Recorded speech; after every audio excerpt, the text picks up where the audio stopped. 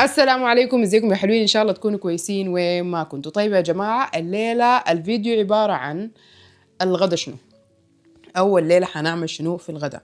طيب الليلة قررت إنه الأكل يكون من المطبخ الفلسطيني، أكلة فلسطينية مشهورة مشهورة جدا جدا جدا، اللي هي المسخن الفلسطيني. ما أعتقد في زول في الدنيا ما بيعرف المسخن الفلسطيني.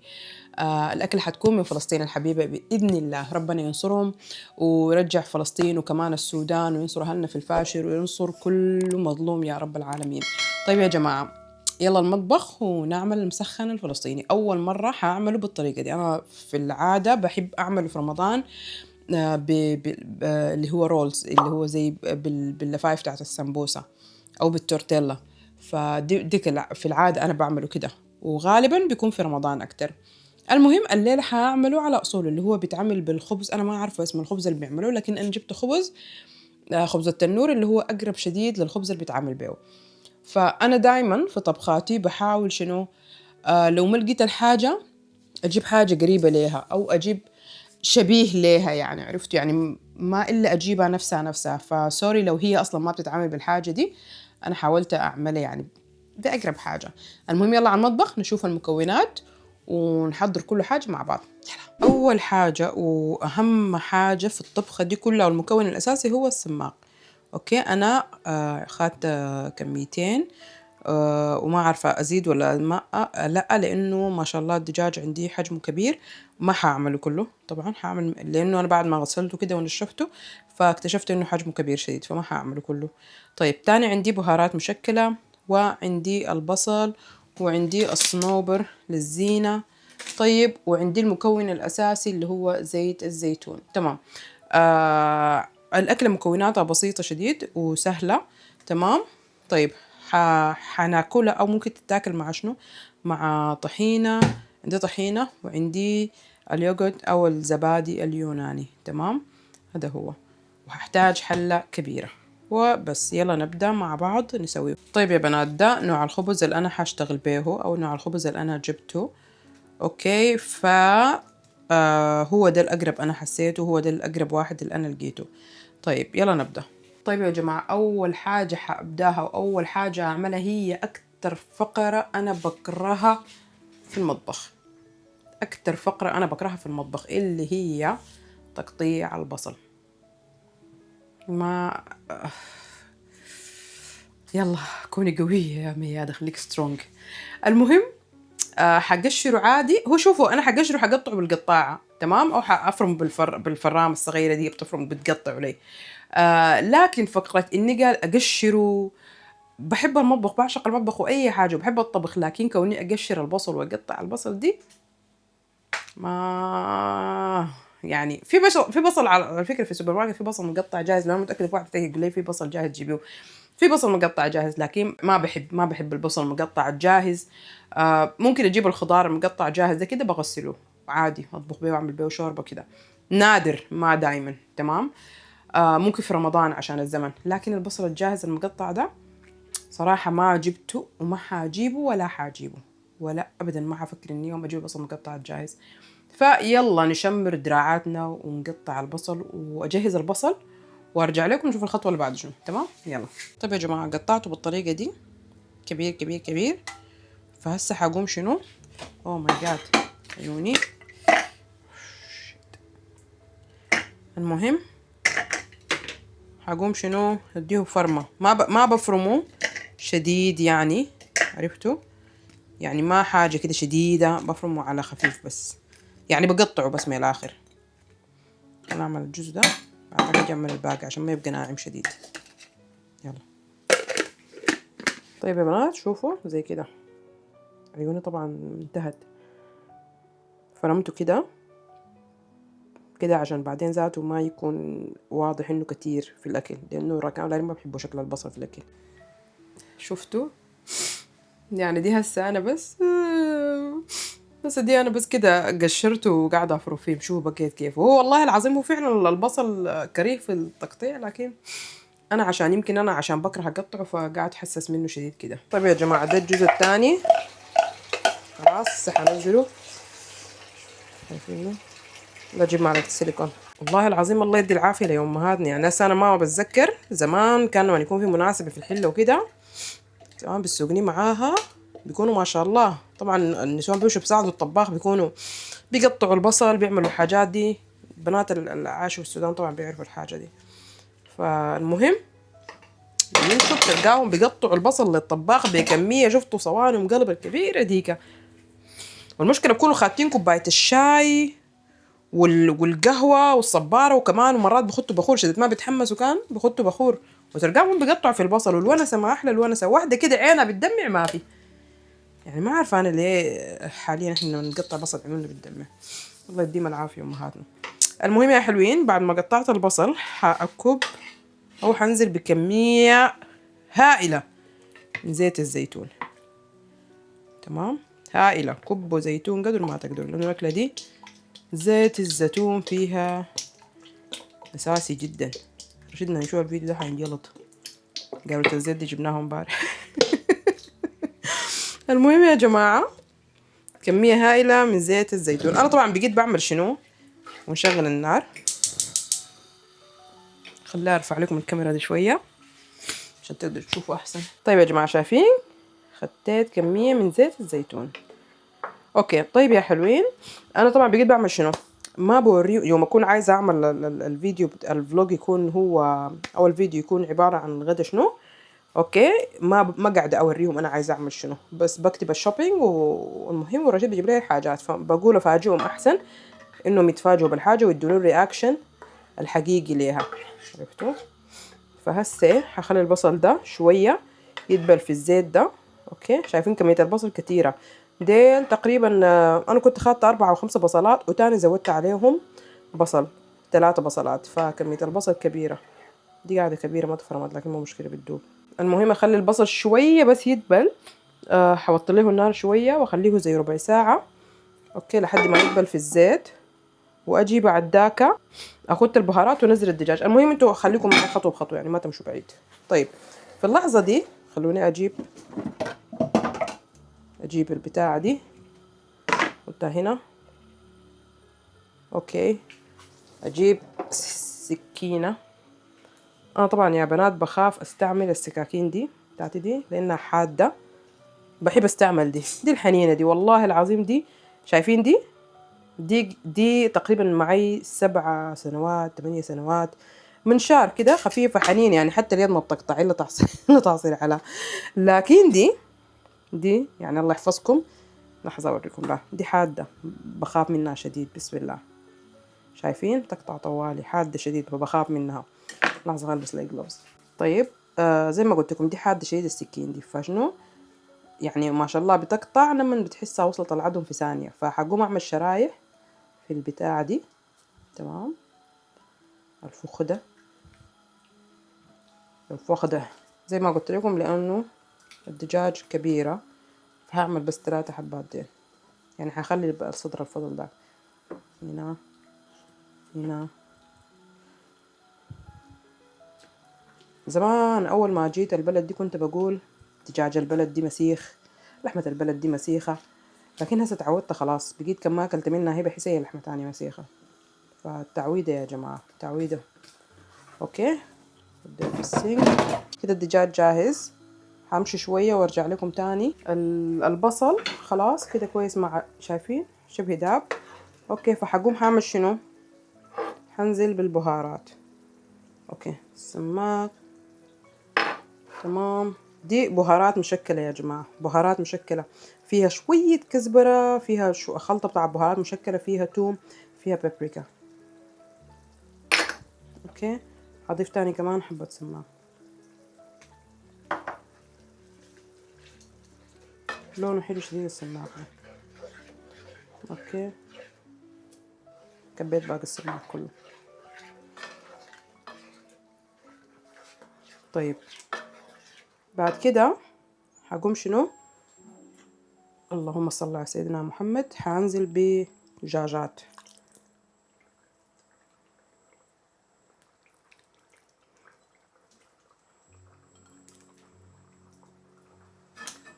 اوكي، اخليهم شنو يتشربوا في الزيت مع السماق والبصل. اوكي. انا لقيت في بعض الفيديوهات في واحدين بيقوموا شنو بيسلقوا الدجاج. طيب وبعد ما يسلقوه بيقوموا يعني بيشيلوا منه شوية وبكبوا في دي، لكن الأغلبية بيعملوا كده. تمام، بيخلوا الدجاج شنو يستوي في زيت الزيتون مع البصل كده، وبعد ذاك بيفضل بيسقوا فيه هو الخبزات. السماق ده حلو شديد، انا بحبه طبعا مع هو حامض طبعا، يعني الناس اللي مثلا ما بيعرفوه، هو حامض شديد، مش شديد لكن يعني طعمه حامض. تمام، فانا بحبه مع السلطه. يوم نعمل فيديو ان شاء الله سلطات تنفع مع المشاوي، سلطات تنفع مع يعني مع حاجات كتيره. يعني لما اعمل فيديو ان شاء الله حنشوف يعني مثلا شنو بتنفع معه. شايفين انا موطيه النار لسه، جبت دي عشان اغرب لكم فيها زيت زيتون هنا. انا كده بعدين حاقلبها، بس عايزاها هسه من هسه يكون فيها فوق زيت زيتون. يعني تخيلوا، يعني بجد الأكلة رهيبة. تخيلوا إنه الدجاج ينطبخ بزيت الزيتون والبصل. البصل ده طبعا في أي حاجة بيدخل فيها بقيها رهيبة. فتخيلوا المكونين ديل يكونوا هم اللي بيطبخوا، يعني لا مزود موية لا مزود حاجة. فأكيد يعني أنت كخيال ساي تتخيل إنه الأكلة دي رهيبة. طيب أوكي، نحط المعالق ونجي نغطيها. هأضبط الألارم على نص ساعة وارجع لكم تاني. طيب يا بنات، اول حاجة هعملها هطلع دجاج. اوكي خلينا نطفي النار. اوكي هطلع دجاج ادخله الشواية، خليها تدوق قلبتين 3 كده في الزيت. اوكي هطلعه شنو ادخله الشواية عشان يتحمر، او ادخله سوري الجريل تحت الفرن عشان شنو يتحمر بمزاج. هو كده خلاص مستوي، لكن عايزاه شنو ياخد وش لطيف. ما شاء الله تبارك الله، الريحة رهيبة. طيب اوكي هسه كده هاخد ده الفرن تحت عشان يتحمر. ما حياخد وقت لانه انا عاملاه سوري شو اسمه ده بالجريل، فما حياخد وقت. طيب في اللحظة دي هاجي اعمل الطبقات اللي هي او الصينية اللي انا هحط فيها المسخن. طيب هجيب الخبزة دي هعملها كده. اوكي هغمسها وين هنا. اوكي في دحار طبعا كده. اوكي غمسها كويس. حاجي انا خلينا بس جلوفز احسن، هاخدها لانه حارة بجد. طيب يا جماعة دي الخبزة او الصينية شوية صغيرة لكن ما مشكلة، خلوها تعدي عشان بس ما دايرة اعمل في حاجة اكبر. طيب عملنا دي الفقرة الاولى دي. اوكي هنقوم شنو نشيل من الخلطة بتاعتنا الجوة دي. اجيب لكم اقرب عشان تشوفوا الصورة كلها. هنجي نشيل من الحلة بتاعتنا. اوكي هناخد هنا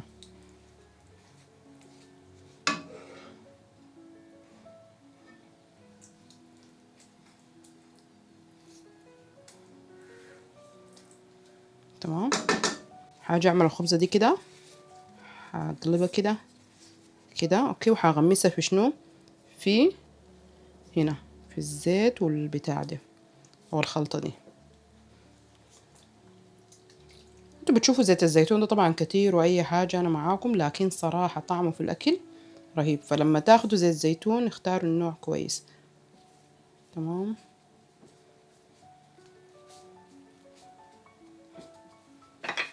اوكي.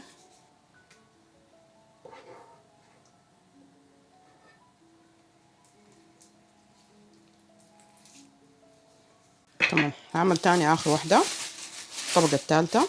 يعني انا اللي عملته ده بيكفي، يعني بيكفي لنا هنا في البيت. لو عايزين زيادة ممكن اعمل تاني، يعني مثلا في الخبز قاعد.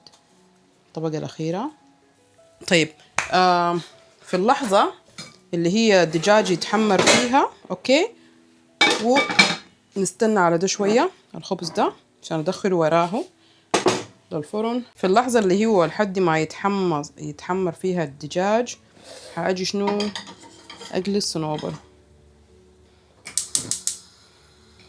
طيب الصنوبر انا قررت اني اقليه بزيت شوية من الزيت اللي هو معمول هنا ده، ما حاشيل له يعني حاجة من برا او سمنه كده، لانه هنا الزيت ده كتير خسارة مش هجيب سمن تاني. انا ما عارفة الزيت الفضل ده هنا هعمل بيه شنو.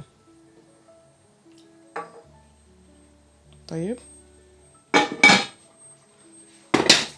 بنات ده شكل الصنوبر اوكي. ممكن تعملوا فيها لوز ولا مكسرات تانية، لكن انا هعملها بالحاجة اللي بتتعمل عموما يعني باصولها.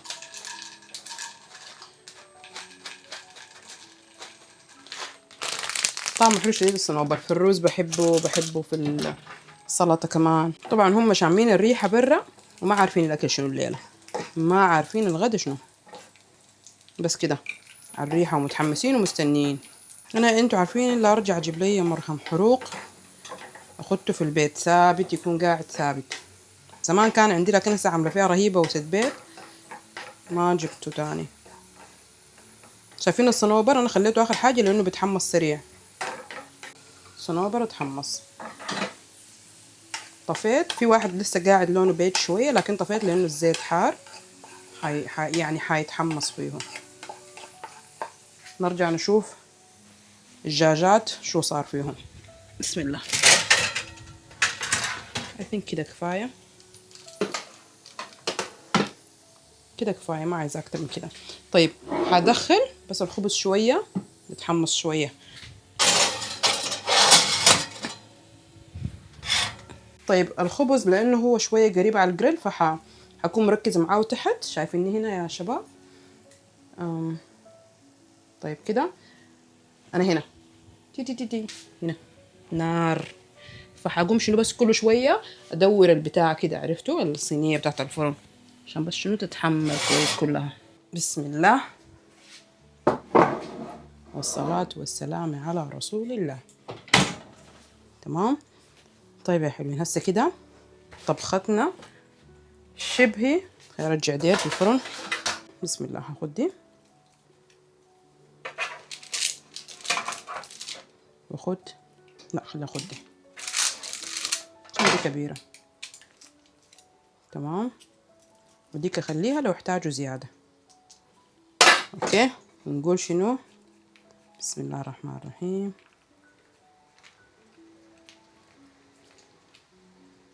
اوكي ده نخليه لشنو التالتة دي، تالتتين لو في زول ما شبع يعني يجي ياكلها. الاكله دي يا جماعه يا اخواني نسيت البتاع طالعه من الفرن. شوفوا الحرقه دي قديمه طبعا اوكي، دي الجديده طبعا هسه شايفينها، فالحمد لله. طيب يا جماعه هذه الطبخه ما شاء الله تبارك الله رهيبه. حجرب طعمها لاول مره في حياتي بالطريقه دي. انا كل بجرب الرولات مسخنه واللي هي بعملها بصدور الدجاج او الدجاج عادي يعني ما شرط صدور. اول مره حجربها بالطريقه اللي هي على اصولها. هسه نمشي نجربها مع بعض ونشوف رايهم حيكون شنو. طيب يا جماعه هسه انا كده خلصتها، فحناديهم بس شنو عشان يجربوا ويدوني رايهم. طبعا حاخلي رشيد فقره قسوت، حخليه يعرف الاكله من اي بلد بدون ما اقول له. تمام. فنشوف يلا حيعرف ولا ما حيعرف قبل يبدا الاكل. يلا يا جماعه قعدت رشيد باقي السلاله ونشوف حيعرف شنو. رشيد الاكل الليله انت ما عارف من اي بلد صح؟ والله صراحة ما أعرف، بس الأكلة حلوة تحسها فيها زي فيها دجاج أكيد، فيها الصنوبر. إيش ثاني؟ وهذا شكله كأنه بصل صح؟ المفروم ده آه. انا ما حكتر لك كلام فيها، بس طيب. هي الاكله حديك انا تلميح وانت عارفه من وين. طيب يلا يلا. طيب من بلاد كنعان او بلد كنعان. بلد كنعان. هذه مستحيل تكون أكلة سعودية، ما أتوقع. لا لا أرض كنعاني. من بلد تعرف، من وين بلد كنعان يعني من اسمائها او من الحتات اللي بتعرف بها انها بلد كنعان. لا كنعان دي معقول تكون فلسطين؟ أكل فلسطينية. ايوه صح والله. والله. أوكي. طيب اسمها اكيد ما حتعرفه لكن حقول لك اللي هو المسخن. اسمه مسخن. ايوه مسخن. مسخن كان زي الرول مسخن. ذاك ما ذاك بتاع رمضان خليه، لكن ده هو الاصل أوكي. كده. طيب حنجرب معاكم ونقيم الاكل اكيد. معايا كمان سويت معاها زي الطحين. طحينة. طيب انا أول عايزاك شيء- تجربها اول بدون الطحينة. طيب المهم تاخذ كل المكونات. طيب بسم الله. الخبز يا سلام، تحس زي خبز التنور ما هو بخبز التنور اصلا. والله. طيب بسم الله، خلينا نجرب مع شويه تشيكن. كيف الدجاج شويه طراوته؟ حلو والله، لين على طول قطع بدون اي يعني مجهود. مقاومه. شويه بصل، انا احب البصل هذا، احبه بصل صراحه. بسم الله، خلينا نجرب نشوف. بسم الله. اوكي يا بابا يديك تجرب. كمان كيف؟ فيها الليمون حلو. ده ما فيها ليمون ابدا، مش ده طيب. السماق. والله والله يا سماق وين. نعم اللي فيها رهيب، بيطلع المكونات. طيب حندي لارين وراكان وش عشان ما. ادي لولو اول لانها هي كانت متحمسه. واو والله حلو صراحه. حتى الخبز كان مكرمش. ايوه مقرمش. كبيره. اكلي يا حبيبتي اكلي، يلا يو كان دو ات، يلا يلا اكلي شاطره. راكان كان جرب معانا. عجبتك؟ يلا ها جرب يمي. جرب. طيب خلينا نجرب الحين بالطحينه قبل ما. ايوه جرب الطحينة. بس كوني صراحة، عجبتك مامي؟ واو الخبز والله مقرمش يا مي. حبيبي بالهنا. مي الخبز والله مقرمش. ما هو الخبز دخلته الفرن. والله اكل فلسطين، يا سلام يا فلسطين. تحيه اهل فلسطين وكمان لاهل غزه كمان، تحيه لكم والله صراحه. طيب بسم الله. ربنا ينصرهم ان شاء ان الله. شاء الله. طيب بسم الله. ركان البتاع ده ادتك طاقه ولا شنو قاعد تنطط كده؟ ها كيف؟ صراحه والله حلو، اقسم بالله من الاكلات اللي حبيتها صراحه. يمي؟ واو زبطت؟ انت اكلتها قبل كده؟ هذا والله اول مره اكلها صراحه. انا برضو انا اول مره حاكلها بالطريقه دي. مسخن. مسخن كذا. لا حلو صراحه، وكان مع الخبز كمان زي كانها. هو على فكره ده ما الخبز الاصلي بتاعه لكن والله؟ زبط والله. زي الخبز حقت كانت تعمل بانكيك فوق بعض طبقات. يا بس حلوه صراحه، والله صراحه حلوه. ما قصرت يا مي، وما شاء الله عليك طباخه. شكرا. ما شاء الله، لا تفتح مطعم صراحه. قاعد يكسر لي الترن. مع الصنوبر يا سلام. تمام. طيب يا جماعه ده كان الفيديو بتاع الليله عباره عن المسخن الفلسطيني، والحمد لله انه عجبهم. امشي احصلهم لانه شايفين رشيد ما داير يستناني. المهم ما تنسونا من لايك شير، سبسكرايب. باي باي.